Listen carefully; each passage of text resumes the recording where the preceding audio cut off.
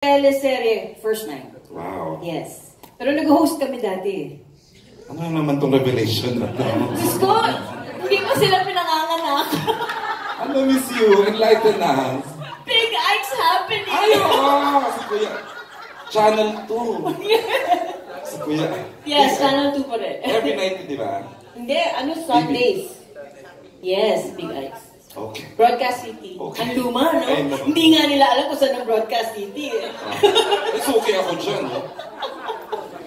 First time, yun na. Hindi, si Jalista kasi, Kasi, first time namin ni Lolo. Elchie. Lolo Pino. Lolo Pino. Tatlong henerasyon to, ha? Tumigil ka. My heart belongs to Daddy. Ay, naging mag-anak kayo! Naging mag-anak. Full cycle. Naging anak ko, naging kapatid ko, naging asawa ko. Grabe yung Tears of Rose dito. Nanilay Mary. Iba si Pip. Iba. Iba si Pip. Nay, Itong mga batang to, parang gwapo sila, di ba? sobra, Nay. Oo, ang gagaling nila. Oh, you would know. I mean, ikaw nakatrabaho mo. Hindi, pag magaling. Naman. Alam mo, I'm very impressed with Arjo. Because, autistic kasi siya dito. Yun na, that's the reason why, so that's the proper word to say it. Autistic siya. Yung anak ko. Kaya dalawa lang kami. Sila, buo ang family. Si Yula, at saka si Albert. Si Janice, at si Lolo Pipo. Si Pip. Pip. Tapos kami na ni Arjo. Anak ko siya. Stand alone yung plot nila direct. Ni Inay siya kami Arjo. Okay. Jace, nasagot mo na ba yung ano? Si JC nakatrabaho ko siya Saan, Nay? MMK. MMK. Mga sayang bata. Naman. Ay, salamat po, ma'am. Diba, mga anak ko? Si Pao, alam ko dati na siyang magaling. Kaya lang, hindi pa kami nagkaka-eksena. Itong pagtitaping niyo wala pa. Pero at least ngayon magkasama na kami. Namaste. Diba anak ko? Si Arjo nga yung anak ko. At itong batang guwapo to. Tapos itong sabunutan na anak ko.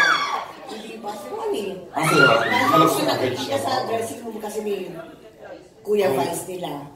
Kuya Ate Vice nila. Eh kasi anak ko yun eh. Kaya ang tawag ko anak. True na. So syempre sila, hindi ko alam kung anong tawag niya. Kuya ba? Ate ba? Ano ba? Tita ba? Diba? Correct. Kaya, doon ko nakikita ka, sino ba itong batang to? Gwapo ka? Gwapo kasi ng girlfriend mo. Sabi ko, ito pala? Oh! Ano ka? Na-shock ako. Umamin si Inay. Hindi ko umamin yung dalawa. Ay, bakit sila sa akin? I don't know with you guys. Si Tita Mary, they said yes. Ikaw na ito, Tita Mary. Yes. Tita Mary, pandilatan ka, Hindi ka amin. At sabi ko, Ayun na! sabi, opo, good. Are you happy? Yes. Good! Diba?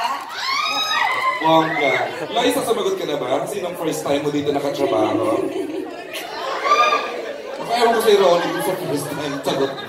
Sa akin po, bukod po kay Direk Mervin, kay Miss Janice, tsaka kay Miss Yula, at kay Direk Manny. At saka si Ronnie pala. Okay. Lahat po first time po Wow. nakatrabaho. At masaya po talaga ako dahil napapanood ko po sila lagi. Kaya masaya ako na makatrabaho po May sila. ka ba, Loisa, na unbelievable na na-cast kayo dito. I mean, alam ko naman nagde-develop tayo ng new generation of actors. Opo. How did you feel nung sinabi ni Sir Deo o ni Miss Kylie o ni whoever na you are part of the General's Daughter? Masaya po talaga ako dahil nung nalaman ko pa po si Miss Angel, kasi dati talaga lagi ko po siya pinapanood, mulawin pa lang po talaga. Kaya sobrang happy po talaga ako na magkasama po dito.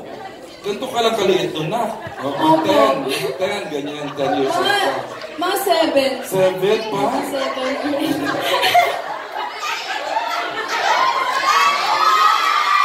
Tulala. May revelation si Miss Yula ng Storycon daw, tulala ka, Loy, nung Storycon. Opo. Kasi nakaka-starstruck po talaga. Oo, thank you po talaga ako ng thank you. Yun naman Syempre, naman talaga dapat mong maramdaman na working with this. Tsaka parang excited ka po lagi mag-taping. Kasi sa set, kahit hindi kami... Kita sila dalawa.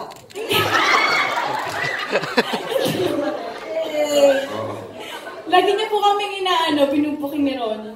Ayun nga, binuking kayo ulit kayo. Binuking ko na naman sila. Thank you. Pero bagay sila, di ba? Sobra. Ayun po. Ayaw na po magsalita.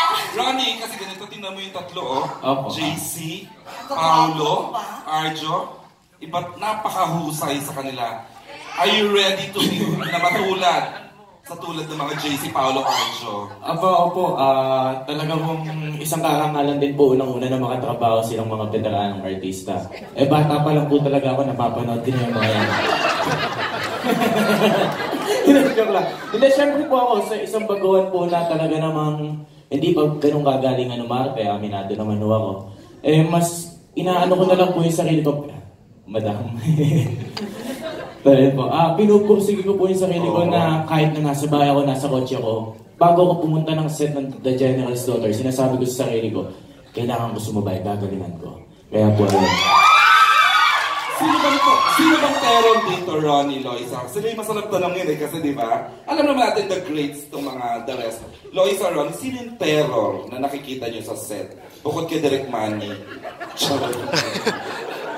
si Direk Can you describe the work ethics ng Maricel, ng Janice, ng Tirso, ng Yula? Loisa? Ikaw mo. Dati po, si Miss Yula po, takot po ako ng natatakot po ako sa kanya kasi parang sa character din po niya siguro parang na... Dikit ba yung character mo sa kanya? Hindi po. Dito. Opo, dito po mabait. I mean sa The Good Son po. Ayun nga Nung pala, nakilala ko po siya sa The Good Son. Pero ngayon po... sa kanya doon. Ngayon po close po kami. Yes, close. Hindi, close po kami. Opo. O si Inay, anong work ethics ni Inay? Hindi pa po kasi kami nagkaka-excel. Ang naka-excel ko lang po dito si Ate Angel, si Kuya JC, si Ronnie. Sila lang po. Ay, naka-excel ako rin po pala si Miss Yulas. Kasi yung character ko po doon, nagbebenta ng yung mga hikaw-hikaw, mga ganyan.